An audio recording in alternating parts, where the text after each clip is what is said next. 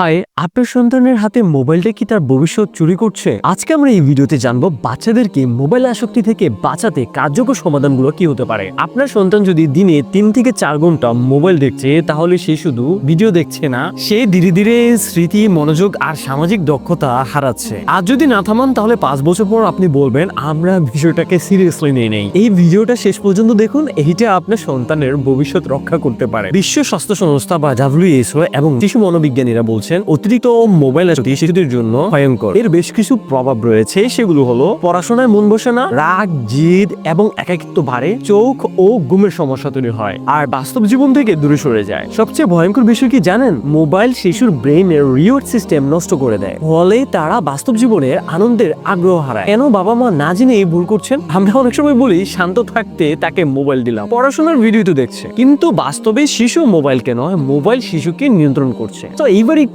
সমাধানগুলো জানা যাক যে এই আসক্তিটা থেকে কিভাবে বাঁচা যাচ্ছে। সমাধান নাম্বার 1, বয়স ভিত্তিক স্ক্রিন টাইম। বিশেষজ্ঞদের মতে 2 থেকে 5 বছর বয়সে দিনে সর্বোচ্চ 1 ঘন্টা, 6 থেকে 10 বছর বয়সে দিনে সর্বোচ্চ 1 থেকে 1.5 ঘন্টা, 11+ বছর বয়সে 2 ঘন্টা সময় আপনার সন্তানকে মোবাইলটা দিন। কিন্তু শর্ত একটাই, ঘুমের আগে কখনোই মোবাইলটা হাতে দিবেন না। তো সমাধান নাম্বার 2, নিষেধ নয়, নিয়ন্ত্রণ করো। হঠাৎ যদি তার থেকে মোবাইলটা কেড়ে নেন, তাহলে শিশু আরো বেশি বিদ্রোহী হয়ে উঠবে। তার বদলে করুন নির্দিষ্ট সময়, নির্দিষ্ট জায়গায়, নির্দিষ্ট কন্টেন্টে। মোবাইল হবেই নিয়মের মধ্যে, আসক্তির মধ্যে নয়। সমাধান নাম্বার 3, বিকল্প আনন্দ তৈরি করুন। মোবাইল ছাড়াতে চাইলে মোবাইলের জায়গায় কিছু দিতে হবে, যেমন খেলাধুলা, গল্পের বই, আঁকা, বাবা মায়ের সাথে সময়। মনে রাখবেন, শিশু মোবাইল চায় না, সে আপনার সময় চায়। সমাধান নাম্বার 4, বাবা মা নিজে উদাহরণ হন।